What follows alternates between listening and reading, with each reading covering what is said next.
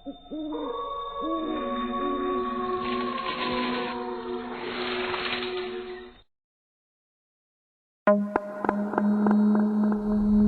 दुनिया भर में ऐसी बहुत सी जगह है जहां पर भूतिया शक्तियां बहुत असरदार होती हैं, लेकिन कई बार हम खुद ही भूतों का साथ ढूंढ लेते हैं।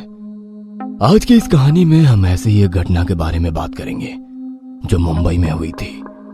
तो आइए अब आपको बताते हैं कि कैसे सपनों के शहर मुंबई से दो जवान लड़के सुमित और अमन एक पार्टी में जा रहे थे। नई साल की पार्टी थी, लेकिन ये नया साल उनके लिए सबसे खतरनाक साबित होने वाला था। यार, कौन से क्लब में जाएं? यहाँ तो बहुत से क्लब है। हमें किसी ने इनवाइट तो किया नहीं है। कहीं भी चल लेते हैं, पार्टी तो हर जगह ही चल रही है।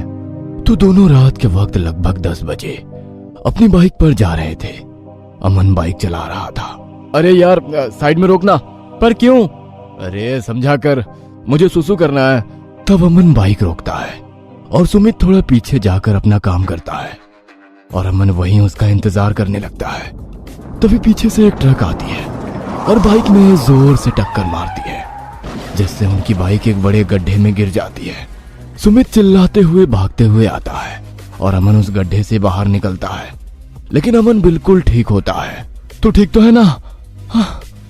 हाँ, मैं बिल्कुल ठीक हूँ, मुझे कुछ भी नहीं हुआ। देख, उस ट्रक वाले ने इतनी जोर से टक्कर मारी, हमारी बाइक तो गई।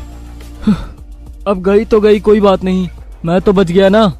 चलो घर चलते हैं। क्यों? मेरा कोई मन नहीं है पार्टी में जाने का यार। ऐसे कैसे नहीं है? कैसी बातें करता है? अभी तो तेरा एक्सीडेंट हुआ है और तू पार्टी में जाना चाहता है। पार्टी तो होकर रहेगी, क्लब भी पास में ही है। अमन के जिद करने पर सुमित को मानना पड़ता है।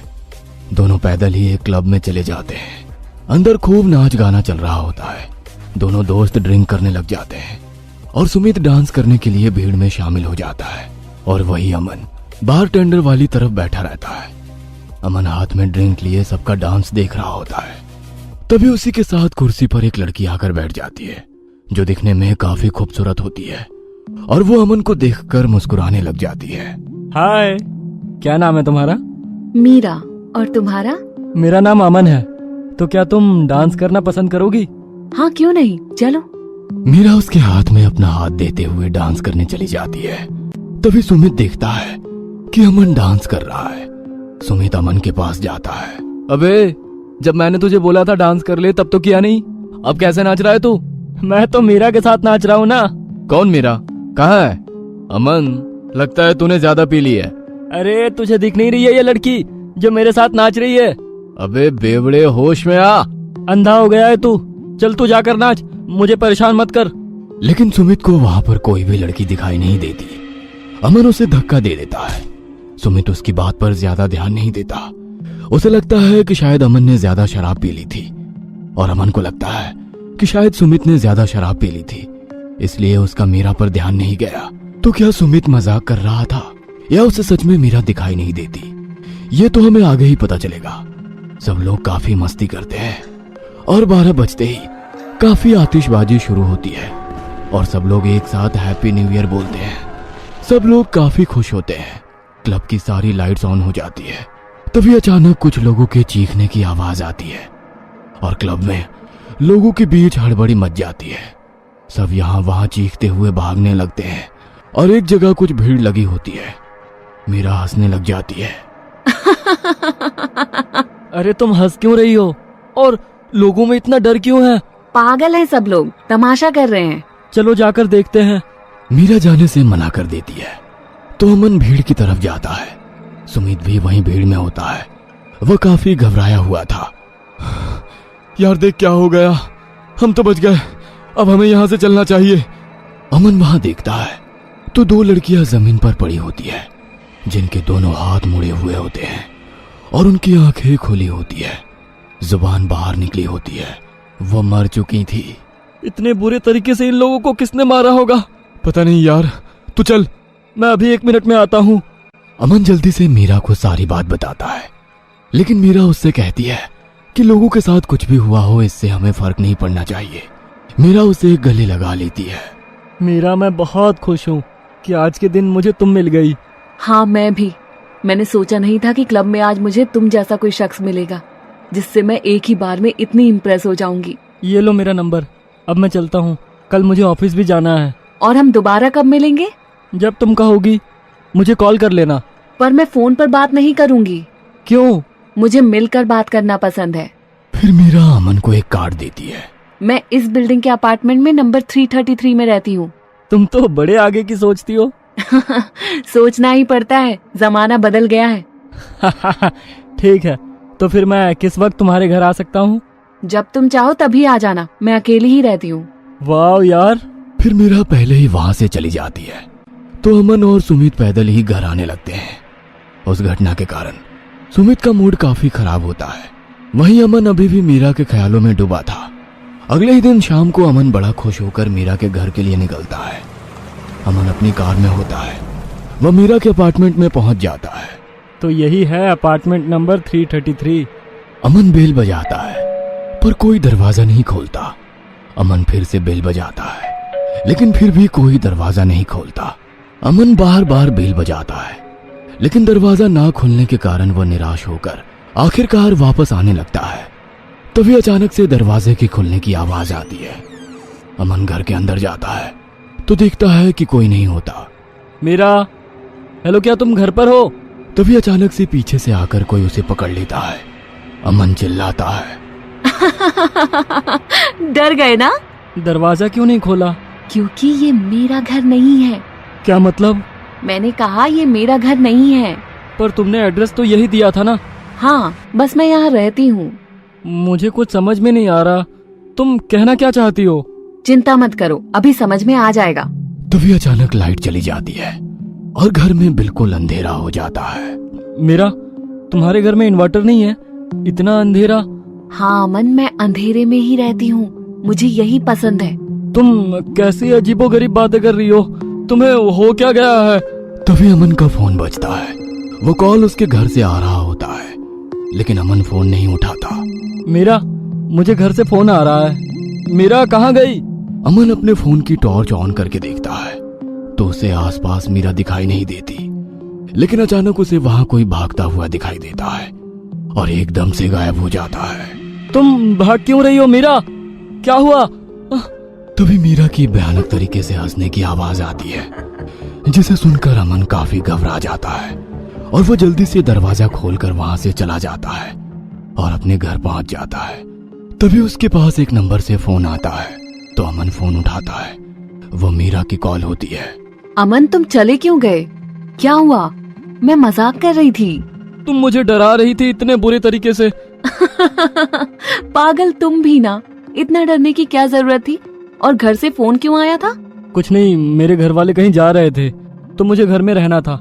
मैं घर पर अकेला हूँ। अच्छा, अकेले हो तुम? गुड। हाँ, पर तुम चाहो तो आ सकती हो। हाँ क्यों नहीं, आ जाती हूँ। एड्रेस दो। एड्रेस तुम्हें मैसेज कर रहा हूँ। और हाँ, तुम तो मुझे फोन करनी ही वाली नहीं थी, तो कैसे कर लिया? मुझे करना पड़ा, तुम अचानक से भाग जो गए। ओ, तो ठीक है, तुम आ जाओ, मैं तुम्हारा वेट कर रहा हूँ।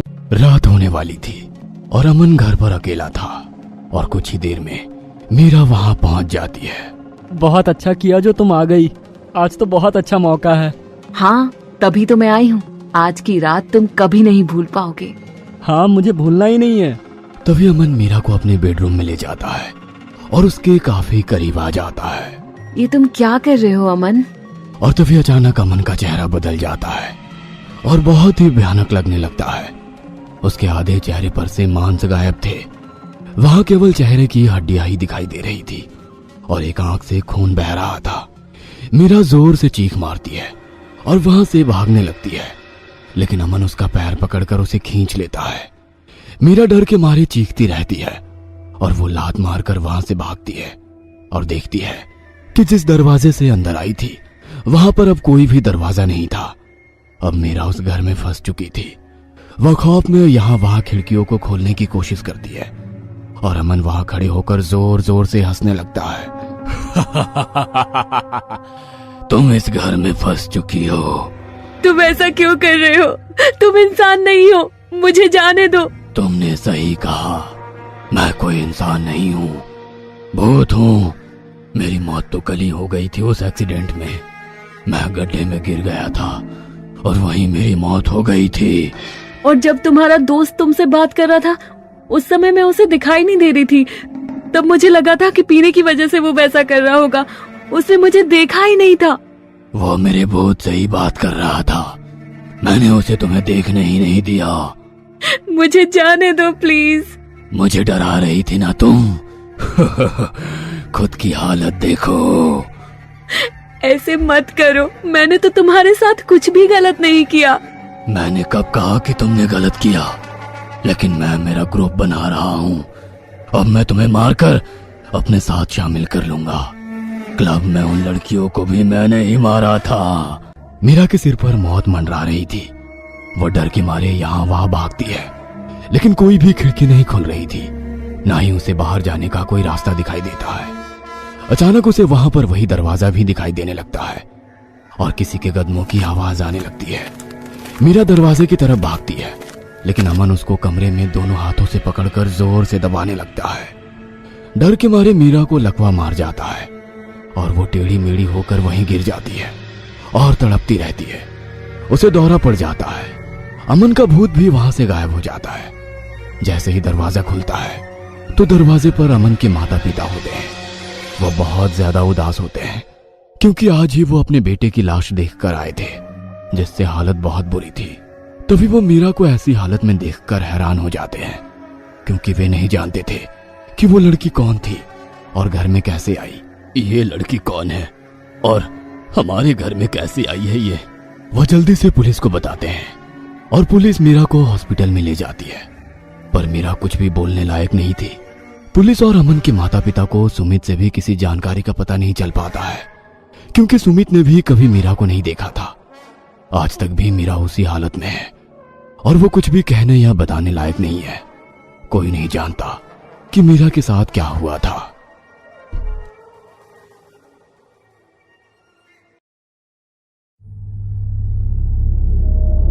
आधी रात का वक्त हो चुका था। निधि अपने बेड पर गहरी नींद में सो रही थी कि अचानक किसी की आहट से उठकर बैठ गई। उसे जोरों से प्यास लगी थी। पानी लेने के लिए निधि अपने बेडरूम से बाहर निकली ही थी कि अचानक उसे एक साया नजर आया। निधि ने चिल्लाकर कहा, कौन है वहां पर? कोई है क्या? मगर वापस पलटकर कोई जवाब नहीं आया। निधि के रोंगटे खड़े होने लगे थे। कुछ ही पलों में वो साया निधि के नजदीक खड़ा हुआ था। उस साया के भयानक रूप को देखकर निधि की एक जोरदार चीख पूरे हॉल में गूंज गई और वो बेहोश होकर गिर पड़ी। इस कहानी की शुरुआत कुछ महीने पहले हुई। निधि और निखिल कॉलेज के टाइम से ही एक दूसरे को चाहते थे।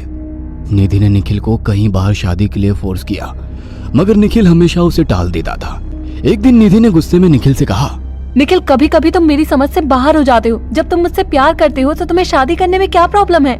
ऐसी कोई बात नहीं है निधि, तुम मुझे गलत समझ रही हो। मुझे कोई प्रॉब्लम नहीं है, बस मुझे थोड़ा सा और वक्त दे दो। और कितना वक्त चाहिए तुम्हें निखिल? ये बात बोलते बोलते तुम्हें 2 साल हो गए हैं। तुम मेरी बात को समझ नहीं रहे हो। अगर ऐसा ही चलता रहा तो मेरी शादी मेरे पेरेंट्स कहीं और कर देंगे। ऐसा मत करना निधि, तुम्हारे बगैर मैं जी नहीं पाऊंगा। अगर ऐसी बात है निखिल तो तुम्हें मुझसे इसी हफ्ते शादी करनी होगी। निधि की बात सुनकर निखिल सोच में पड़ गया। कुछ देर बाद उसने मुस्कुराकर निधि से कहा, जैसी तुम्हारी इच्छा, हम इसी हफ्ते शादी करेंगे। निधि के परिवार वालों को निखिल पहले से ही पसंद था। निखिल और निधि की धूमधाम से शादी हो गई। निखिल का बंगला सुनसान जगह पर था। निधि ने जब पहली बार उस बंगले को देखा तो उसने निखिल से कहा, निखिल, बंगला तो बहुत खूबसूरत है, पर तुम इतने सुनसान एरिया में रहते कैसे हो? जहाँ तक मैं जानती हूँ यहाँ तो कोई नहीं आता जाता। कोई बात नहीं निधि, अब तो तुम आ ही गई हो, और वैसे भी मैं चाहता हूँ कि हम दोनों को कोई डिस्टर्ब ना करे। निधि की सास ने निधि को बहुत सारा प्यार दिया। निखिल के घर की नौकरानी पूजा भी निधि का बहुत ख्याल रखती थी। दीदी, आप बहुत ही अच्छी हो। आपको कुछ भी काम हो या जरूरत हो तो मुझे बोल देना, मैं वो कर दूंगी। शुक्रिया पूजा, तुम भी काफी अच्छी हो। शादी को 3 महीने कब बीत गए निधि को पता ही नहीं चला। निखिल हर सुबह ऑफिस चला जाता और शाम को लौट कर आता था। निधि की जिंदगी कुछ ऐसे ही कट रही थी। मगर एक दिन जब निखिल घर आया तो उसके साथ एक नई लड़की थी। निधि ने उस लड़की को देखकर कहा, तुम कौन हो? जी, मेरा नाम रीना है, मैं आपके घर काम करने आई हूँ। ये हमारे घर की नई नौकरानी है। पूजा कहाँ गई? पूजा काम छोड़कर चली गई क्या? उसने काम क्यों छोड़ दिया? वो तो यहाँ बहुत खुश थी। अरे बाबा, इतने सारे सवाल और वो भी एक साथ। हाँ, वो चली गई, उसे गांव जाना था इसलिए वो काम छोड़कर चली गई। निधि ने इस बात पर कोई ध्यान नहीं दिया, मगर उसने देखा कुछ दिनों बाद रीना भी वहां से चली गई और उसके घर में तीसरी नौकरानी आ गई। निधि को यह बात बड़ी अजीब सी लगी। उसने अपनी दिल की बात निखिल से कही। तुम्हारे घर में नौकरानियां 2 महीने से ज्यादा नहीं टिकती क्या? अरे यार, ये बंगला थोड़ा सुनसान इलाके में है, हो सकता है वो कंफर्टेबल फील ना कर रही हो इसलिए चली गई हो। तुम चिंता क्यों करती हो? चलो, मुझे तो बहुत नींद आ रही है भाई, तुम्हारा तो पता नहीं, पर मैं तो चला सोने। इतना कहकर निखिल सोने के लिए वहां से चला जाता है। एक रात की बात है, जब निधि और निखिल दोनों ही अपने कमरे में सो रहे थे। कमरे में काफी अंधेरा था क्योंकि तूफान की वजह से घर की लाइट जा चुकी थी। बाहर काफी तेज तूफान आ रहा था जिससे काफी बिजलियां कड़क रही थी और तूफान का बहुत शोर भी हो रहा था, जिससे निधि नींद से जाग जाती है और निखिल को अपने साथ सोया हुआ देखकर सुकून से अपनी आंखें बंद कर लेती है। पर बिजलियों की तेज गड़गड़ाहट से वो सो नहीं पा रही होती और वो अपनी आंखें फिर से खोलती है। उस समय कमरे में पूरा अंधेरा था। तभी एक बिजली की रोशनी आती है और निधि को निखिल की जगह एक शैतान उसके साथ सोया हुआ दिखाई देता है। पर एक बार फिर कमरे में पूरा अंधेरा हो जाता है और इसके अगले ही पल फिर से एक बिजली की रोशनी आती है। निधि बहुत डर कर देखती है, पर इस बार निधि को उसके साथ कोई शैतान नहीं बल्कि निखिल ही सोया हुआ दिखता है। निधि इस बात से काफी सहम जाती है और कंफ्यूज भी हो जाती है। लगता है मुझे वहम हो रहा है और इस तूफान की वजह से जो मुझे डर लग रहा है उसी डर से मुझे कुछ भी उल्टा सीधा दिखाई दे रहा है। इतना कहने के बाद निधि निखिल के पास आकर उस पर अपना हाथ रखकर सो जाती है। अगले दिन जब निधि अपनी आंखें खोलती है तो उसके बिल्कुल पास निखिल खड़ा हुआ होता है। Good morning. अच्छा सुनो, मैं 2 दिन के लिए बाहर जा रहा हूँ, अपना ख्याल रखना। निधि उसे रोकना चाहती थी, पर इससे पहले कि वो कुछ कह पाती निखिल वहां से चला जाता है। निधि उस पूरे दिन बीती हुई रात के बारे में ही सोचे जा रही थी और परेशान हुए जा रही थी। ऐसे ही निधि का वो पूरा दिन बीत जाता है और रात हो जाती है। निधि अपने बेडरूम में सोने चली गई। आधी रात का वक्त हो चुका था। निधि अपने बेडरूम में गहरी नींद में सो रही थी कि अचानक कुछ अजीब आवाजों से वो चौंक कर उठकर बैठ गई। निखिल भी घर से बाहर गया हुआ है। सासू माँ भी अपने कमरे में जल्दी सो जाती है, फिर यह आवाज कैसी है? निधि अपने हाथ जोड़कर प्रार्थना करते हुए ये सब सोचती है। हे भगवान, ये हर रात को यहाँ मेरे साथ सब क्या हो रहा है? इस आवाज के पीछे कोई चूहा या बिल्ली ही हो बस। निधि कमरे के बाहर की ओर निकल गई। उसने देखा सामने वाले कमरे में चपड़ चपड़ की आवाजें आ रही थी, जैसे कि कोई जानवर मांस को चबा रहा हो। निधि डरते डरते उस कमरे की ओर चली गई। जैसे ही उसने दरवाजा खोलकर देखा तो उसे अपनी आंखों पर यकीन नहीं हुआ। उसने देखा कि कई लड़कियों की लाश उस कमरे में पड़ी हुई थी, जिसमें पूजा और रिया की लाशें भी थी और निखिल जानवरों की तरह उनका मांस खा रहा था। इस मंजर को देखकर निधि चीखकर जमीन पर बेहोश होकर गिर पड़ी। होश आने पर उसने खुद को अपने बेडरूम में पाया। निखिल और एक अजीब सा दिखने वाला डॉक्टर उसके पास खड़ा हुआ था। तुम्हें क्या हुआ था निधि? तुम हमें कमरे के बाहर बेहोश मिली। निधि बहुत ज्यादा डरी हुई थी। उस वक्त वो खामोश ही रही। रात के वक्त डरते हुए उसने निखिल को अपने साथ हुई घटना के बारे में बताया और उस तूफानी रात में उसको अपने साथ निखिल की जगह एक शैतान सोया हुआ दिखाई दिया था, ये सब भी बताया। उसकी बात सुनकर निखिल जोर जोर से हंसने लगा और उसने हंसते हुए निधि की ओर देखकर कहा, लोग सोते हुए सपना देखते हैं और तुम जागते हुए भी सपने देखने लगी। निधि, ये तुम्हारी वो सब हॉरर मूवीज देखने का ही नतीजा है। तुम्हें जरूर कोई वहम हुआ होगा। मेरी जगह वो शैतान हमारे बेडरूम में आया कैसे? हाँ, उसकी ये हिम्मत। आने दो, इस बार उस शैतान को हमारे सामने, फिर बताता हूँ उसे। निखिल, तुम्हें ये सब एक मजाक लग रहा है? और नहीं तो क्या, भला ऐसा भी सच में कभी होता है? मतलब तुम मेरा विश्वास नहीं करते? नहीं है तुम्हें मुझ पर भरोसा? निखिल कुछ कहे बिना ही वहां से चला गया, मगर निधि की आंखों में अभी भी वो घटना घूम रही थी। इस घटना को कुछ महीने ऐसे ही बीत गए और निधि भी उस घटना को भूलने लगी थी। और एक रोज सफाई के दौरान उसकी नजर बंगले के एक पुराने कमरे के दरवाजे पर पड़ी, जिस पर धूल जमी हुई थी। निधि जब से निखिल के साथ उस घर में आई थी, उसकी नजर उस कमरे पर कभी भी नहीं पड़ी थी। निधि सफाई करने के इरादे से उस कमरे के अंदर चली गई, मगर जैसे ही उसने उस कमरे के अंदर प्रवेश किया, उसके नथुनों में बहुत ही भयंकर बदबू टकराई। मगर सामने का नजारा देखकर निधि की आंखें फटी की फटी रह गई। उसने देखा कि उस कमरे में चारों ओर अधखाई लड़कियों की लाशें पड़ी हुई थी। लाशों की दशा ऐसी थी जैसे कि उन्हें किसी ने नोच नोच कर खाया हो। तभी अचानक निधि की निगाह सामने खड़े एक व्यक्ति पर पड़ी जिसकी आंखें बिल्कुल सफेद थी। वो व्यक्ति लगातार निधि को घूरे जा रहा था। निधि उस व्यक्ति को जानती थी। वो उसका ही पति निखिल था, जो कि एक शैतान के रूप में उसके सामने खड़ा हुआ था। यह सब देखकर निधि एक बार फिर से चक्कर खाकर गिर पड़ी और इस बार जब निधि की आंख खुली तो उसने अपने आप को बंगले की छत पर पाया। आधी रात का वक्त था और वहां एक खौफनाक किस्म की शांति चारों ओर फैली हुई थी। उसका पति और उसकी सास वहां उसके सामने खड़े हुए मुस्कुरा रहे थे। निधि ने चिल्लाकर अपने पति से कहा, ये सब क्या है निखिल? कौन हो तुम? निधि की बात सुनकर उसका पति निखिल जोर जोर से हंसने लगा और उसने शैतानी हंसी हंसते हुए निधि की ओर देखकर कहा, जिस कमरे में तुमने लाशों को देखा था उस कमरे को मैं तुमसे कब से बचा आ रहा हूं, पर आज तुमने इस बंगले का वो पुराना कमरा खोज ही लिया। वो लाशें ना जाने कितनी लड़कियों की है, उसमें से कुछ नौकरानियां भी शामिल है जैसे कि पूजा, रीना और बाकी भी सब, और उन लाशों में कुछ मेरी पुरानी बीवियां भी थीं। ये क्या कह रहे हो तुम? तुम्हारे कहने का मतलब क्या है? यही कि तुम मेरी पहली बीवी नहीं हो। तुमसे पहले ना जाने मैंने कितनी शादियां की। मुझे इंसानों का मांस बहुत पसंद है। ये सुनकर निधि के रोंगटे खड़े हो गए। उसने देखा उसकी सास भी अपने शैतानी रूप में अजीब से अंदाज में उसे घूरे जा रही थी। निधि को इस तरह देखते हुए उसकी सास ने कहा, ये सच कह रहा है, हम लोग इंसान नहीं शैतान हैं। तुम्हें पता है कि तुम जिंदा क्यों हो? क्योंकि हमारे लिए तुम बहुत खास हो। निधि, शैतान हमारे द्वारा इस दुनिया में आना चाहता था और हमने शैतान को वचन दिया था कि हम उसे इस दुनिया में लाकर रहेंगे। ना जाने कितनी लड़कियों से मेरे बेटे ने शादी की, मगर वो माँ ना बन सकी। बदले में वो हमारा खाना बन गई। मगर तुम बहुत खास हो निधि। तुम्हारे पेट में शैतान का अंश मौजूद है। तुम्हारी कोख से शैतान पैदा होगा। तुम प्रेग्नेंट हो निधि।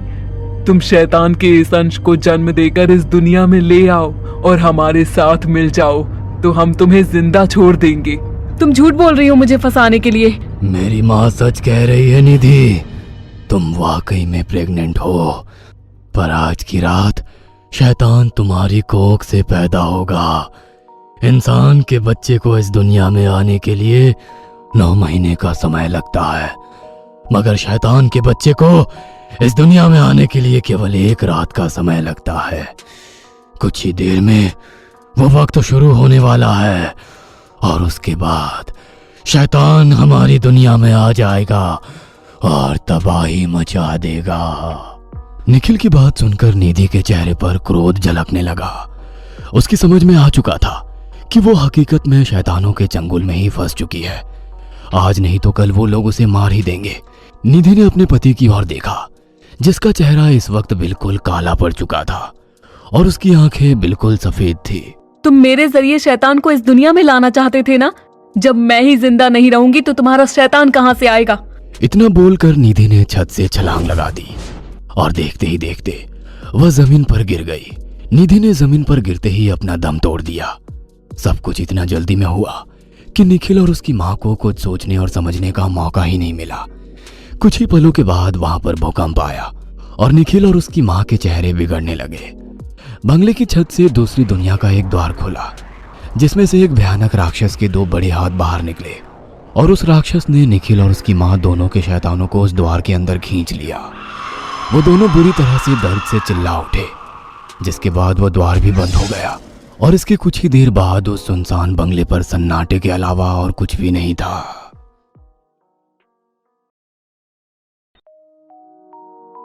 आर्यन गहरी नींद में सो रहा था कि अचानक एक चीख से उसकी आंख खुल गई। वह भागता हुआ उस ओर पहुंचा जहां से चीखने की आवाज आई थी। उसने देखा एक लड़का जमीन पर तड़प रहा था। उसकी गर्दन से खून बह रहा था। उसका हाथ गायब था।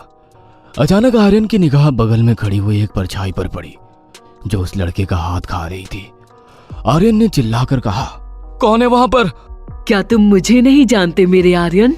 यह सुनते ही आर्यन की आंखों के सामने अंधेरा छा गया।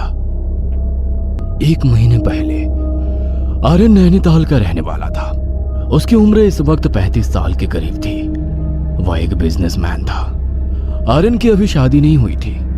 आर्यन के परिवार में उसकी मां सुमन थी। उसके पिताजी कुछ दिनों पहले ही चल बसे थे। बेटा, मैं अब बूढ़ी हो चुकी हूँ। मेरी कमर अब दर्द करने लगी है। तू शादी क्यों नहीं कर लेता? फिलहाल मैं ऑफिस जा रहा हूँ, मुझे लौटने में थोड़ी देर हो जाएगी। मेरे दोस्त शिवम की बर्थडे पार्टी है। इतना कहकर आर्यन अपनी मोटरसाइकिल स्टार्ट करके वहां से निकल गया। ऑफिस के काम से फ्री होकर आर्यन अपने दोस्त की बर्थडे पार्टी अटेंड की। पार्टी में बहुत धमाल हुआ। रात के करीब 1 बज चुके थे और बाहर का मौसम तूफान आने वाला है ऐसा हो रहा था। उसके दोस्त शिवम ने उससे कहा, आर्यन, मुझे लगता है तुझे सुबह जाना चाहिए। रात बहुत हो गई है और बाहर देखकर नहीं लग रहा है कि तुझे इस समय अपने घर जाना चाहिए। तू अपनी माँ को फोन करके क्यों नहीं बता देता? मौसम खराब है यार। मैंने माँ को कई बार फोन ट्राई किया बट नेटवर्क नहीं आ रहे हैं। तू चिंता मत कर, मैं पहुंच जाऊंगा। इतना कहकर आर्यन वहां से निकल पड़ा। वह अपनी मोटरसाइकिल तेज रफ्तार से दौड़ा रहा था। आसमान में काले बादल छाए हुए थे। ऐसा लग रहा था जैसे कि बारिश शुरू होने वाली हो। अचानक आर्यन को ऐसा लगा कि कोई परछाई बड़ी तेजी से उसके सामने से गुजरी हो। आर्यन ने तुरंत अपनी बाइक रोक दी। वो काफी डर गया और समझ नहीं आया कि अब यह अचानक से उसके साथ क्या हुआ। मगर हर तरफ सिर्फ सन्नाटे के अलावा कुछ नहीं था। तभी उसकी नजर सड़क पर बैठी हुई एक लड़की पर पड़ी। आर्यन हैरत में पड़ गया क्योंकि कुछ क्षण पहले वहां सन्नाटे के अलावा कुछ नहीं था। आर्यन ने अपनी बाइक उस लड़की के नजदीक लाकर खड़ी कर दी। कौन है आप? अभी कुछ देर पहले जब मैंने देखा था तब यहाँ कोई नहीं था। आप शायद अंधेरे की वजह से देख नहीं पाए होंगे। मैं तो काफी समय से यहीं बैठी हूँ। इतनी रात में आप अकेली क्या कर रही हैं? क्या आपके साथ कोई नहीं है? दरअसल मेरी फेसबुक पर एक लड़के से चैटिंग हुई थी और चैटिंग करते हुए ही मुझे उससे प्यार हो गया। उसने ही मुझे यहाँ पर बुलाया था, मगर अब उसका फेसबुक अकाउंट भी डिलीट है और उसका नंबर भी नहीं मिल रहा। ओह, तुम्हारे साथ जो हुआ बहुत बुरा हुआ। अगर तुम चाहो तो तुम मेरे साथ चल सकती हो। आर्यन की बात सुनकर रीमा आर्यन की और गौर से देखने लगी और वो उसे शक की नजर से देखने लगी। अरे शक मत करो, मैं शरीफ घर का लड़का हूँ। मेरे घर में मेरी माँ भी रहती है। आर्यन रीमा को अपने घर ले आया और अपनी माँ को रीमा के बारे में सब कुछ बता दिया। आर्यन की माँ को रीमा बहुत ज्यादा पसंद आई। रीमा को उस घर में रहते हुए 10 दिन से अधिक समय हो चुका था और आर्यन रीमा की ओर पूरी तरह से आकर्षित हो चुका था। फिर एक दिन, रीमा, मैं तुमसे एक बात कहना चाहता हूँ। मुझे तुमसे प्यार हो गया है। क्या तुम मुझसे शादी करोगी? सच कहूँ आर्यन, तो मुझे भी तुमसे प्यार हो गया है। तो फिर तुम अपने पापा का फोन नंबर मुझे दो, मैं उन्हें यहाँ बुलाकर सारी बात बताता हूँ। आर्यन की बात सुनकर रीमा थोड़ा सकपका गई और फिर सोचकर बोली, नहीं आर्यन, पहले हम शादी कर लेते हैं, उसके बाद तुम पापा को सारी बात बता देना। जैसी तुम्हारी मर्जी। रीमा और आर्यन की धूमधाम से शादी हो गई।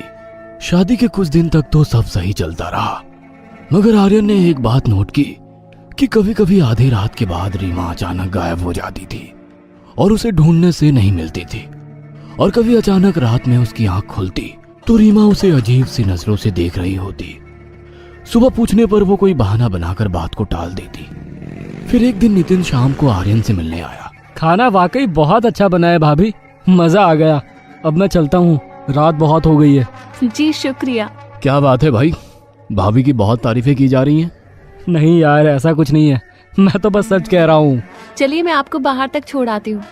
रीमा नितिन को बाहर तक छोड़ने आई। नितिन अपनी बाइक से कुछ दूर ही चला होगा कि उसे अचानक गली के खंबे के पास एक साया नजर आया, और तभी अचानक से नितिन की बाइक का टायर वहीं खड़े खड़े अपने आप ही पंचर हो गया और बाइक की लाइट भी अपने आप ही बंद हो गई। चारों तरफ सन्नाटा था। वो साया नितिन के करीब आने लगा। पता नहीं क्यों जैसे जैसे वो साया नितिन के करीब आ रहा था, नितिन के दिल की धड़कनें बढ़ती जा रही थी। उसका पूरा बदन पसीने से भीग रहा था। जैसे ही वो साया नितिन के नजदीक आया, नितिन की हैरत की इंतहा नहीं रही। वो रीमा थी जो नितिन की ओर अजीब सी निगाहों से देख रही थी। भाभी, हाँ मैं। इतना कहकर रीमा नितिन के बेहद ज्यादा नजदीक आ गई। उसने अपने हाथों से नितिन के चेहरे को थाम लिया। अचानक रीमा का चेहरा बेहद भयानक हो गया। उसके मुंह से लंबे और पहने दांत बाहर निकल आए। उसके चेहरे का मांस लटकने लगा। उसका शरीर किसी जलती हुई स्त्री जैसा हो गया। उसकी आंखों का रंग लाल हो गया। अचानक रीमा ने अपने बड़े बड़े पंजे नितिन के सीने में गाड़ दिए और एक ही झटके में उसे मार दिया। पर मरने से पहले नितिन की दिल दहला देने वाली चीख पूरे इलाके में गूंज उठी। दूसरे दिन नितिन की अधखाई लाश उसी खंबे के पास मिली। आर्यन ने जब उसे उस अवस्था में देखा तो उसे काफी अफसोस हुआ।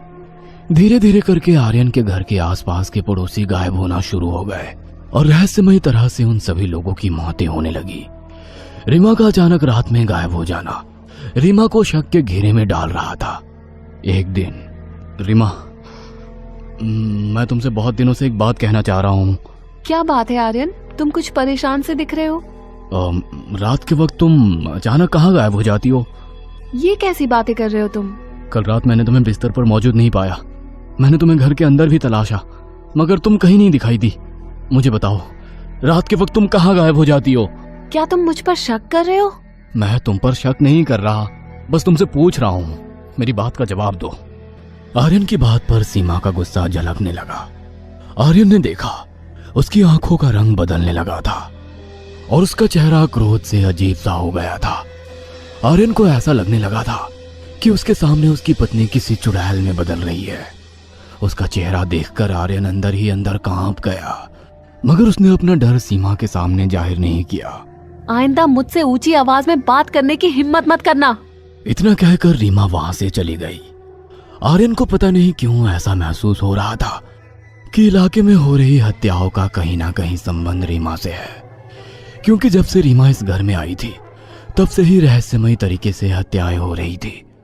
और उसने सोचा कि अभी जो उसकी आंखों के सामने हुआ उसके पीछे का राज उसे जरूर पता करना चाहिए। आर्यन को पता नहीं क्यों ऐसा महसूस हो रहा था कि इलाके में हो रही हत्याओं का कहीं ना कहीं संबंध रीमा से है, और उसने सोचा कि अभी जो उसकी आंखों के सामने हुआ उसके पीछे का राज उसे जरूर पता करना चाहिए। वहीं कुछ दूरी पर खड़ी सुमन ने उसकी बातें सुन ली थी।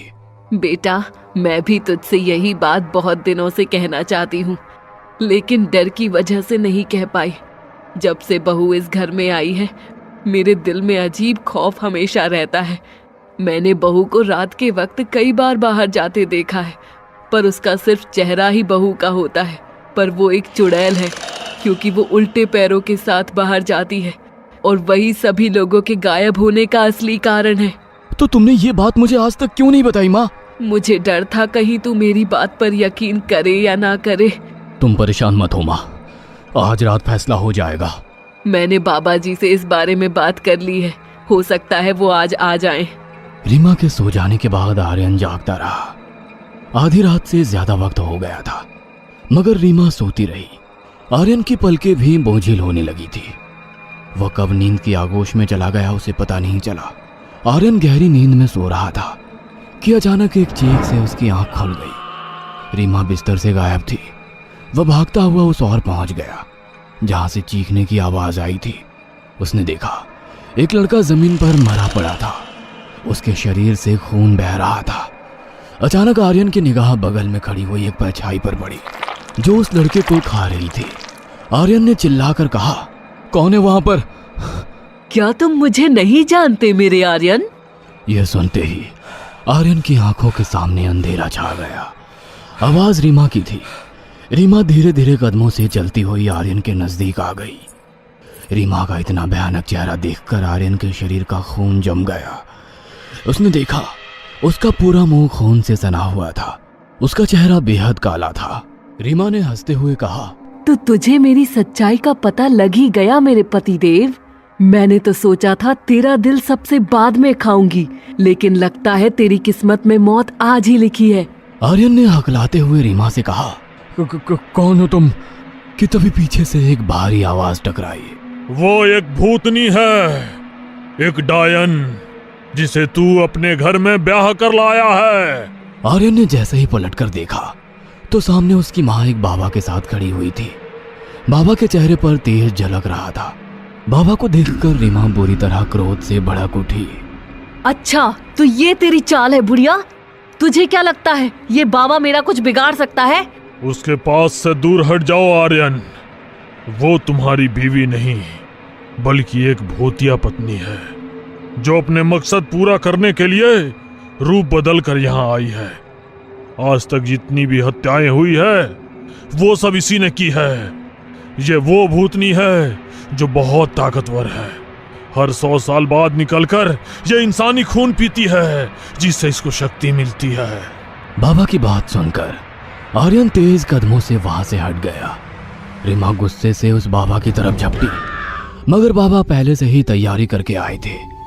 बाबा ने अपने हाथ की मटकी को जैसे ही खोला, रीमा चीखती हुई पीछे हट गई और उसने सुमन को दबोच लिया और एक झटके में उसने सुमन पर वार करके वहीं खत्म कर दिया। सुमन की चीख सन्नाटे में गूंज उठी।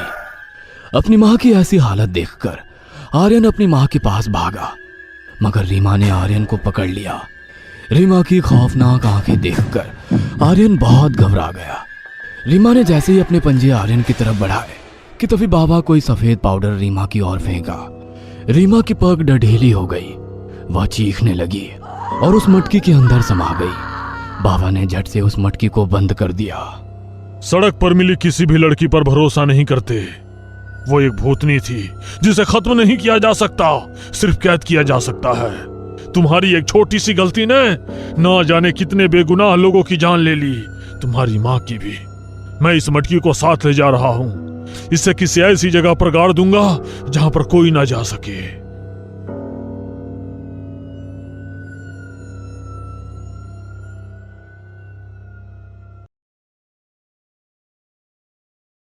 Delivery boy.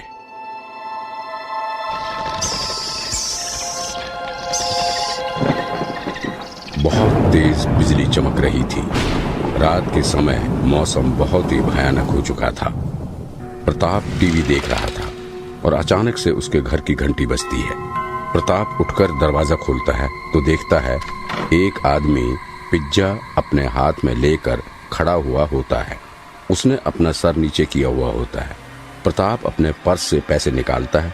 तभी वो डिलीवरी बॉय कहता है, आज अपना ऑर्डर कैंसिल नहीं करोगे? आज भी तो सिर्फ 5 मिनट पहले ही आया है। प्रताप को बात समझ में नहीं आती। क्या बकवास कर रहे हो? वो डिलीवरी बॉय अपना सर ऊपर करके प्रताप की तरफ देखता है तो प्रताप डर के मारे कांपने लगता है, क्योंकि उस आदमी की एक आंख थी ही नहीं और दूसरी आंख लाल रंग की थी और उसका चेहरा बहुत ही डरावना दिख रहा था। तभी वो डिलीवरी बॉय प्रताप का सर अपने दोनों हाथ से पकड़ता है और उसके सर को उल्टा घुमा देता है और उसे अंधेरे में धक्का दे देता है। उसके बाद वो लड़का जोर जोर से हंसने लगता है। उसी रात पिज्जा डी नाम की एक दुकान का मालिक डॉक्टर के पास जाता है और उससे कहता है, संतोष भाई मेरी कुछ मदद कर। मुझे समझ में नहीं आ रहा है कि मुझे क्या हो रहा है। मेरा धंधा धीरे धीरे बैठा जा रहा है। टेंशन मत ले, तेरी सारी परेशानियों का हल मेरे पास है।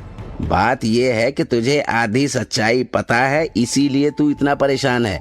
पूरी सच्चाई पता चलेगी तो सब समझ जाएगा। संतोष उसे 2 महीने पहले की घटना के बारे में बताता है। सिद्धार्थ तरुण के ऑफिस में जाता है और डिलीवरी बॉय के लिए जो भी चीजें चाहिए होती हैं वो सारी खूबियां सिद्धार्थ में तरुण देखता है। तुम एक बहुत ईमानदार आदमी हो। अरे सर, ये तो आपका बड़प्पन है। मेरा काम मैं ईमानदारी से करता हूँ। आप और कस्टमर सेटिस्फाई हो जाते हैं, इससे ज्यादा मैं क्या चाह सकता हूँ। सिद्धार्थ तरुण के ऑफिस से बाहर आता है और कैलाश उसे सारा काम समझा देता है। सिद्धार्थ अपनी स्कूटी पर पिज्जा का ऑर्डर लेकर जाता है और सारे ऑर्डर टाइम पर डिलीवर करके वापस आ जाता है। तरुण देखता है कि जितने भी ऑर्डर सिद्धार्थ के द्वारा दिए गए हैं सब पर 5 स्टार की रेटिंग आई है। ये देखकर वो बहुत खुश हो जाता है और कुछ ही दिनों बाद तरुण अपने स्टाफ के लोगों को पार्टी देता है, जिसमें कैलाश जरूरत से ज्यादा शराब पी लेता है और तरुण से उसकी बहसबाजी हो जाती है। सिद्धार्थ कैलाश को पार्टी से बाहर लेकर आता है और उसे समझाता है। क्या हुआ कैलाश भाई, क्यों इतना तमाशा कर रहे हो? तो चुप कर, तेरी वजह से ये सब मुझे देखना पड़ रहा है। अरे काम करने की एक लिमिट होती है। अब तू अगर मशीन की तरह काम कर सकता है, इसका मतलब ये तो नहीं कि बाकी सारे लोग भी कर सकते हैं। देख लेना बेटा, इसका अंजाम अच्छा नहीं होगा। इतना कहकर कैलाश वहाँ से चला जाता है। अगले दिन तरुण के ऑफिस में सिद्धार्थ को बुलाया जाता है। सुनो सिद्धार्थ, आज रात 9 बजे एक बहुत ही बड़ा ऑर्डर है। 250 पिज्जा का ऑर्डर आया है, क्या तुम ले जा पाओगे? बिल्कुल सर, यही तो मेरा काम है। लेकिन देखो, वो बहुत बड़ी पार्टी है। उन्होंने खास तौर पर कहा है कि 9 बजे से 1 मिनट भी लेट नहीं होना चाहिए। इसलिए मैं पूरा दारोमदार तुम्हारे ऊपर सौंपता हूँ। मेरा रिकॉर्ड रहा है सर, आज तक मैंने एक भी डिलीवरी लेट नहीं पहुंचाई है। आप टेंशन मत लीजिए। सिद्धार्थ बाहर निकलकर अपनी खुशी बाकी डिलीवरी बॉयज के साथ बांटने लगता है। वहीं पर कैलाश भी बैठा हुआ था। एक डिलीवरी बॉय सिद्धार्थ से पूछता है, कौन सी गाड़ी ले जा रहे हो? सर ने कहा है कि वैन ले जाना। सिद्धार्थ को उस दिन और कोई ऑर्डर नहीं देना था। वो बस 9 बजे वाले ऑर्डर का इंतजार कर रहा था। वो 7 बजे निकल भी जाता है, लेकिन आधे रास्ते में ही उसकी गाड़ी की पूरी हवा निकल जाती है। वो शीशे में देखता है तो उसे ऐसे लगता है जैसे कोई गाड़ी के बाहर खड़ा है। वो जैसे ही पीछे मुड़कर देखता है तो वहां कोई नहीं होता। तभी उसके शीशे पर अचानक से एक हाथ आता है और गायब हो जाता है। सिद्धार्थ गाड़ी से बाहर आकर देखता है तो उसे विश्वास नहीं होता कि वहां तो दूर दूर तक कोई भी नहीं है। वो पीछे स्टेपनी देखता है, लेकिन हैरानी की बात थी कि डिक्की में कोई भी स्टेपनी नहीं रखी हुई थी। अरे, स्टेपनी तो मैंने अपने हाथों से रखी थी, फिर कहाँ चली गई? वो वहां पर किसी गाड़ी का इंतजार करने लगता है, लेकिन वो रास्ता बहुत कम इस्तेमाल होता था, इसीलिए वहां पर कोई भी बड़ी गाड़ी नहीं निकल रही थी। तभी एक गाड़ी वहां से निकली और सिद्धार्थ के पास आकर रुक गई। अरे सिद्धार्थ भाई, यहाँ क्या कर रहे हो? अरे कीर्तन भाई, बहुत अच्छा हुआ तुम सही समय पर आ गए। मुझे ये पिज्जा की डिलीवरी करनी है और मेरी वैन पंचर हो गई है, थोड़ी मदद कर दोगे? अरे तुम्हारे जैसे भले आदमी की मदद नहीं करूंगा तो किसकी मदद करूंगा? आ जाओ। कीर्तन सिद्धार्थ को लिफ्ट दे देता है और वो 8:30 बजे पर अपनी डेस्टिनेशन पर पहुंच जाता है। लेकिन उसे जहां ऑर्डर देने जाना था वो 10वीं मंजिल पर था। लिफ्ट काम नहीं कर रही थी, लेकिन फिर अचानक से वो लिफ्ट ठीक हो जाती है और उसकी लाइट्स ऑन हो जाती है। सिद्धार्थ खुश हो जाता है और लिफ्ट में पिज्जा रखकर 10वें फ्लोर का बटन दबाता है।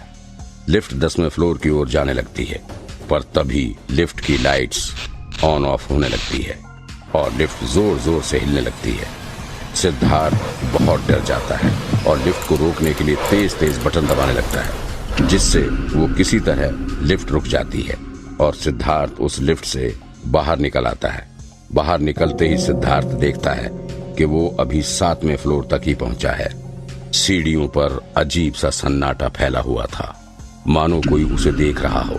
इसके बावजूद भी सिद्धार्थ ने 5 मिनट के अंदर पूरा ऑर्डर ऊपर तक पहुंचा दिया और जैसे ही वो डोर बेल बजाने वाला होता है, उसे किसी अजीब सी चीज का एहसास होता है, जैसे उसे फिर से कोई देख रहा हो। तभी वो पीछे घूमता है और देखता है एक काली बिल्ली को, जो उसके ऊपर झपट्टा मारती है, लेकिन वो उसे अपने से दूर कर देता है। वो पूरा पसीने में तर हो गया था। फिर वो खड़ा होता है डोर बेल दबाने के लिए। उसे मैसेज आता है कि ऑर्डर कैंसिल हो चुका है। सिद्धार्थ, ये क्या? ये तो बड़ी गलत बात है सिद्धार्थ इतना कहकर डोर बेल बजाता है। प्रताप दरवाजा खोलता है। सर, आपका ऑर्डर आ चुका है। मैंने उसे कैंसिल कर दिया है क्योंकि आप लेट हैं।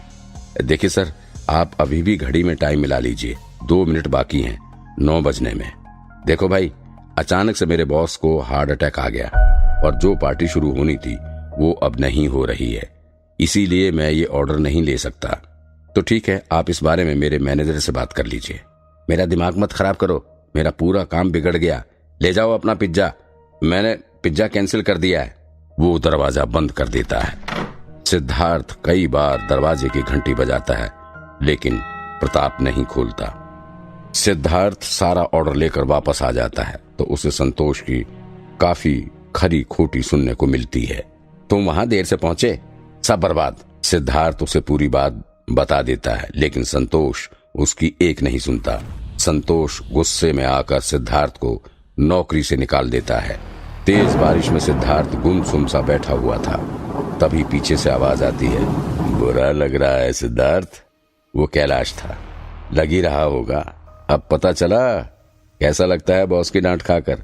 मैंने तुम्हें सबक सिखाने के लिए वैन से स्टेपनी निकाल दी थी और हवा भी मैंने ही निकाली थी। सिद्धार्थ कैलाश की ये बात सुनता है तो गुस्से में आकर कैलाश से लड़ने लगता है। तूने मेरी नौकरी छीनी, मैं तुझे छोड़ूंगा नहीं।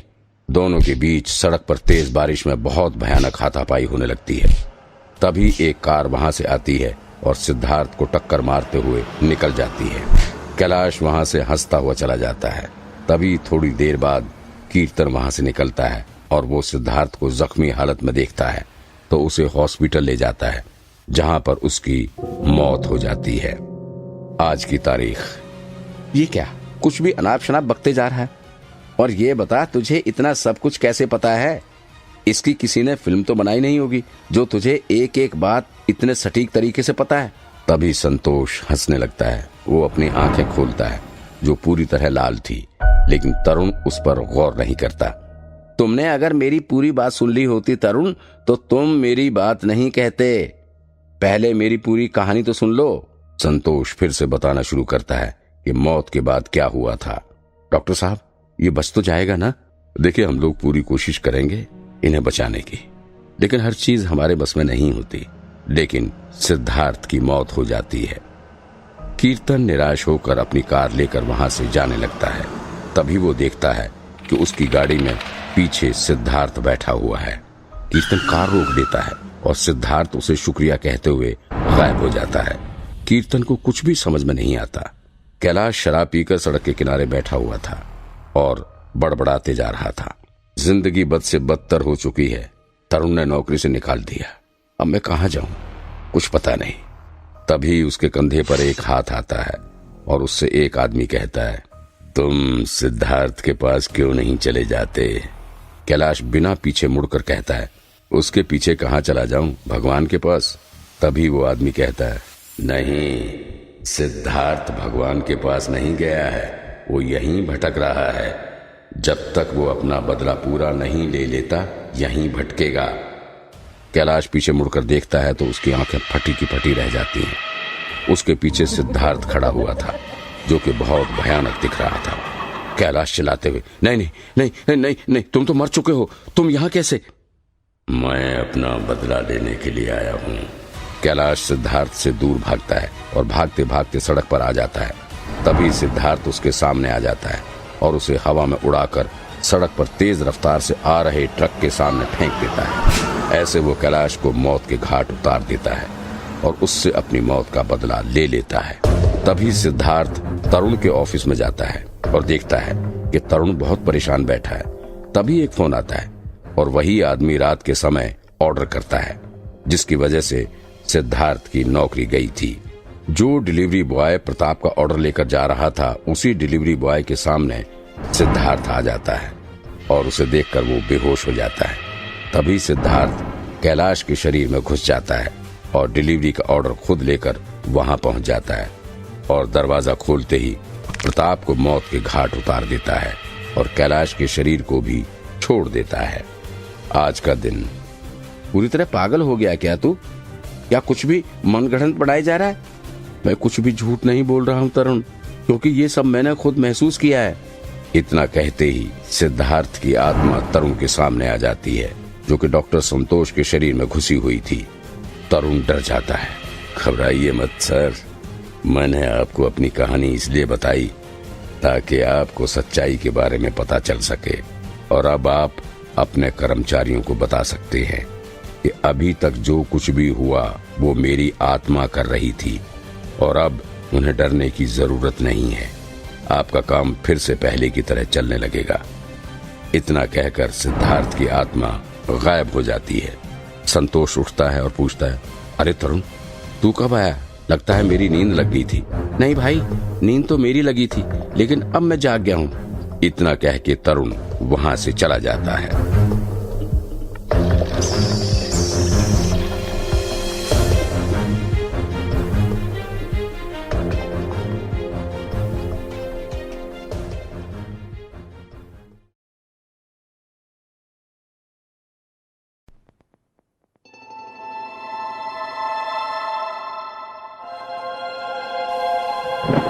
ये कहानी ऋषभ की है, जो मुंबई में रहता था और वहीं सरकारी नौकरी करता था। ऋषभ रोज शाम को बीच पर सफर करने जाता था। ऋषभ एक शर्मीला लड़का था और सबकी हेल्प किया करता था। एक दिन वो बीच पर घूम रहा था, तभी उसे वहां पर एक लड़की स्कूटी से गिरी हुई दिखी। हेलो मैम, आप ठीक तो है ना? आपको कहीं चोट तो नहीं लगी? मैम, आप ठीक तो हैं? इतना पूछते ही ऋषभ उस लड़की को स्कूटी से दूर करके उसे उठाने में हेल्प करता है। थैंक्स, आपने मेरी हेल्प की। नहीं मैम, ऐसी कोई बात नहीं है, ये तो मेरा फर्ज था। पहले तो तुम मुझे ये मैम बुलाना बंद करो। मैं कोई मैम वैम नहीं हूँ, मेरा नाम सुहाना है। Oh sorry ma'am. ओह, मेरा मतलब सुहाना। तुमने अपना नाम नहीं बताया। जी, मेरा नाम ऋषभ है। Nice to meet you Rishabh. तभी ऋषभ देखता है कि सुहाना के हाथ से खून निकल रहा है, तो वो उसे डॉक्टर के पास ले जाता है और इसके बाद ऋषभ और सुहाना की दोस्ती हो जाती है। अब ऋषभ रोज शाम को सुहाना के साथ घूमने जाने लगा। चलो हम बीच के सबसे लास्ट में चलते हैं। मैं तुमसे एक बात कहना चाहता हूँ। हाँ बोलो। आई लव यू सुहाना। मैं भी तुमसे यही बात कहना चाह रही थी, बस समझ नहीं आ रहा था कि कैसे कहूँ। एक्चुअली मेरी पोस्टिंग केरला में हो रही है, तो मैं चाहता हूँ कि हम शादी कर ले और तुम्हें भी अपने साथ वहां ले जाऊं। इसके बाद दोनों शादी कर लेते हैं और केरला चले जाते हैं। दोनों को बीच पर टाइम स्पेंड करना बहुत पसंद था। बीच पर घूमते हुए उन्हें एक बाबा दिखे। वो सुहाना को उसके नाम से बुला रहे थे। बाबा, आप मेरा नाम कैसे जानते हैं? मैं तुम्हारा बस नाम ही नहीं, ये भी जानता हूँ कि तुम लोग मुंबई से आए हो। मैं यहाँ तुम्हारा ही इंतजार कर रहा था। दोनों बाबा की बात सुनकर हैरान हो जाते हैं। लो, मैं तुम्हारे लिए ये नीलम का हार लाया हूँ। नहीं बाबा, मैं ये कीमती हार नहीं ले सकती। रख लो। सुहाना बाबा से वो हार ले लेती है। घर वापस आने में उन्हें बहुत देर हो जाती है, तो दोनों घर आकर सोने चले जाते हैं। ऋषभ सुबह उठता है तो सुहाना घर पर नहीं होती है। वो परेशान हो जाता है और शाम को उसी बाबा के पास जाता है। बाबा, ये आपने क्या किया? सुहाना कहीं गायब हो गई है। तभी वो बाबा रूप बदलकर अपने असली रूप में आ जाता है। असल में वो एक ब्रह्म राक्षस था। ऋषभ उसे देखकर डर से कांप उठता है। तुमने सुहाना के साथ क्या किया? उसे कहां गायब कर दिया तूने राक्षस? जवाब दो मुझे। तुमने मेरे मंदिर के स्थान पर अपना घर कैसे बनाया, दुष्ट इंसान? तभी वो ब्रह्म राक्षस उसको हवा में उड़ा देता है और ब्रह्म राक्षस गायब हो जाता है। ऋषभ जमीन पर गिरते ही बेहोश हो जाता है और उसे जैसे ही होश आता है, वह खुद को किसी के घर के बेड पर लेटा हुआ पाता है। भगवान का शुक्र है कि तुम्हें होश आ गया। मुझे अभी घर जाना होगा, सुहाना की जान खतरे में है। इसके बाद पंडित जी ऋषभ को सब बताना शुरू करते हैं कि उसके साथ कल रात को जो भी हुआ, उसके पीछे क्या कारण था। हमारे गांव को पिछले 50 सालों से एक श्राप मिला हुआ है। इस गांव में उस ब्रह्म राक्षस की अनुमति के बिना कोई एक ईंट तक नहीं हिला सकता। इस गांव का रहने वाला हर इंसान कोई भी नया काम करने से पहले मंदिर में लगी उस ब्रह्म राक्षस की मूर्ति की पूजा करता है और उस ब्रह्म राक्षस की अनुमति लेता है। इसलिए ब्रह्म राक्षस तुमसे नाराज हो गया है। ऋषभ उस गांव में कुछ ही समय पहले आया था, इसलिए उसे इस बारे में कुछ भी नहीं पता था। दरअसल ऋषभ को जब पता लगा कि उसकी जॉब पोस्टिंग केरला में होने वाली है, तो उसने वहीं पर एक घर बनाने का सोचा और सुहाना से शादी करके उसी घर में रहने का फैसला किया। इसलिए ऋषभ ने केरला शिफ्ट होने से पहले ही एक ठेकेदार को वहां उसके लिए एक घर बनाने का ऑर्डर दे दिया था। पुजारी जी, मुझसे बहुत बड़ी गलती हो गई, पर अब सुहाना को उस राक्षस से कैसे बचाकर वापस लाऊं? नियति ने तुम्हें खुद यहाँ बुलाया है पुत्र। भविष्यवाणी के इस हिसाब से इस श्राप को तोड़ने वाला इंसान किसी दूर अलग ही स्थान से आएगा, जो कि अपने सच्चे प्यार की भावना के कारण ही उस ब्रह्म राक्षस का विनाश कर सकता है। अगर तुम सच्चा प्यार करते हो तो एक रास्ता है। पुजारी जी, मैं सुहाना के लिए सब कुछ करने के लिए तैयार हूँ। तो फिर ठीक है। ऋषभ, जिस बीच पर तुम घूम रहे थे उसके पास समुद्र के बीचों बीच गहराइयों में एक मंदिर है। उसमें एक कलश स्थापित किया गया है जिसमें उस ब्रह्म राक्षस का रक्त है। क्योंकि ब्रह्म राक्षस उसी रक्त से बना था, इसलिए उसी रक्त से उस राक्षस के अंत होने की भविष्यवाणी हुई थी। पर इसकी आज तक बस सबने कहानियां ही सुनी हैं, पर उस तक कोई पहुंच नहीं पाया। ठीक है पुजारी जी, मैं आपकी कही हर एक बात याद रखूंगा। ऋषभ तुरंत वो कलश लेने के लिए निकल जाता है। ऋषभ उसी बीच पर आ जाता है और वहां से समुद्र में चला जाता है। पर कुछ दूर जाने पर उसे पानी के अंदर किसी का विशाल साया दिखाई देता है। उस साये को देखने के लिए ऋषभ जैसे ही पानी के अंदर अपना मुंह डालता है, वो देखता है ऐसा तो वहां कुछ भी नहीं है। कुछ नहीं है ऋषभ, यहाँ तुझे वहम हो रहा है। याद नहीं है पुजारी जी ने क्या कहा था कि वो दानव उस मंदिर के अंदर ही रहता है उस कलश की रक्षा करने के लिए। ऋषभ फिर से अपना सफर शुरू करता है और तैरने लगता है। तभी पीछे से कोई उसका पैर पानी के अंदर खींचने लगता है और उसे पानी में खींच लेता है। ऋषभ बहुत डर जाता है और पानी में कौन है जो उसे अंदर खींच रहा है ये देखने के लिए काफी तेजी से यहाँ वहां देखने लगता है। इस बार भी वहां कोई नहीं होता, पर इस बार पानी की गहराइयों में उसे वो मंदिर दिख जाता है जहां उसे जाना था। इसके बाद ऋषभ पानी की और गहराइयों में तैरता हुआ किसी तरह उस मंदिर में पहुंच जाता है। मंदिर में आकर थोड़ा इधर उधर देखने पर उसे वो कलश दिख जाता है, पर इसके साथ ही उसे उस कलश की रक्षा करता हुआ वो विशाल दानव भी दिखता है। ऋषभ उस विशाल दानव की नजर से बचते हुए छुपकर कलश के पास पहुंचने की कोशिश करता है, पर वो विशाल दानव उसे देख लेता है। क्या करने आया है यहाँ, अपनी मौत के पास? मैं यहाँ उस ब्रह्म राक्षस का रक्त लेने आया हूँ। उसने मेरी सुहाना को अपने पास कैद किया हुआ है। मैं उस राक्षस का अंत करके सुहाना और बाकी सबको उसके डर से मुक्ति दिलाऊंगा। अच्छा, तो तुम यहाँ उस कलश में रखे रक्त के लिए आए हो, तो ठीक है, पर इसे यहाँ से ले जाने के लिए तुम्हें मेरी एक पहेली का सही जवाब देना होगा। ठीक है, मैं तैयार हूँ, पूछो। तुम्हारा सबसे बड़ा दुश्मन कौन है? ब्रह्म राक्षस। तभी वो विशाल दानव ऋषभ को जमीन से अपने हाथ में उठा लेता है और अपना बड़ा मुंह खोलकर ऋषभ को उसमें डालने लगता है। अब ऋषभ जल्दी जल्दी उस पहेली का सही उत्तर सोचने लगता है। वो विशाल दानव बस ऋषभ को खाने ही वाला होता है। तभी ऋषभ बहुत तेज आवाज में बोलता है, तुम्हारी पहेली का सही उत्तर है मेरा प्यार, क्योंकि मेरा प्यार ही है जिस कारण मैं यहाँ आया हूँ, और मेरे प्यार ने ही मुझे कमजोर कर दिया है। ऋषभ का उत्तर सुनकर वो विशाल दानव उसे वापस जमीन पर रख देता है और जोर जोर से हंसने लगता है। तूने मेरी पहेली का सही उत्तर दिया है, मैं तुझे जिंदा छोड़ता हूँ। जा और ले वो कलश और ले जा उसे अपने साथ। ऋषभ वो कलश लेकर तुरंत उस मंदिर से निकल जाता है और तैरता हुआ समुद्र के बाहर वापस आ जाता है।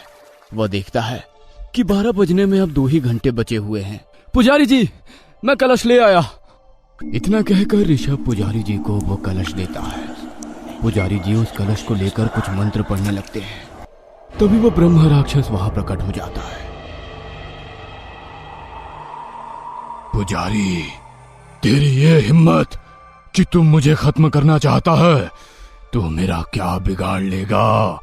मैं तुझे एक आखिरी मौका देता हूँ, सुहाना को छोड़ दे। ये कहकर पुजारी जी उस कलश को खोलने की कोशिश कर रहे होते हैं।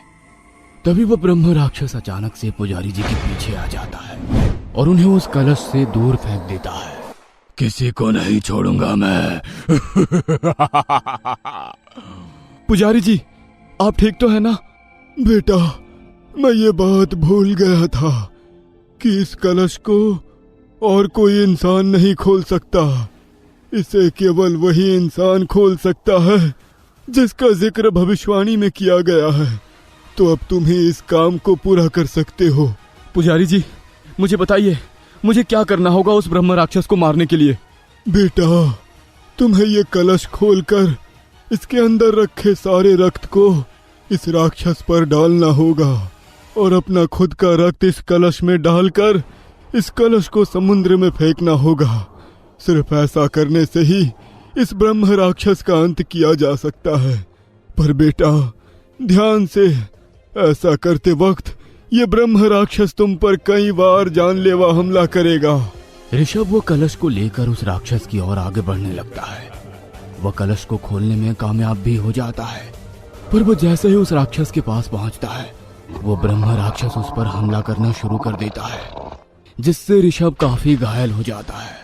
अब जमीन पर बेजान लेटे हुए ऋषभ को सुहाना दिखाई देती है। उठो ऋषभ, ऋषभ उठो, खत्म कर दो इस राक्षस को, बचा लो मुझे और ले चलो अपने साथ वापस। ऋषभ उठो। ऋषभ एक बार फिर से अपनी आंखें खोलता है तो उसे ब्रह्म राक्षस उसके सामने हवा में उड़ता हुआ दिखाई देता है। ऋषभ उठता है और इससे पहले कि ब्रह्म राक्षस उस तक पहुंच पाता, ऋषभ उस पर कलश के अंदर रखे सारे रक्त को ब्रह्म राक्षस पर फेंक देता है, जिससे वो जलने लगता है। तभी ऋषभ अपना कुछ रक्त निकालकर उस कलश में भर देता है और उस कलश को फिर से बंद करके समुद्र में फेंक देता है, जिससे वो ब्रह्म राक्षस और बुरी तरह से चीखने और जलने लगता है। और कुछ ही पलों में वो ब्रह्म राक्षस जलते हुए धुएं के साथ उड़कर खत्म हो जाता है। जब ऋषभ पीछे मुड़ता है तो देखता है कि वहां सुहाना खड़ी हुई है, जो कि अब उसके पास आ रही थी, जिसे देख ऋषभ बहुत खुश हो जाता है। तुम दोनों सदा सुखी रहो, तुम्हारे प्यार की जीत हुई और अब सबको उस ब्रह्म राक्षस से भी मुक्ति मिल चुकी है। इतना सब कुछ होने के बाद ऋषभ और सुहाना वहां ना रुकने का फैसला करते हैं और उस घर को बेचकर वापस मुंबई लौट आते हैं।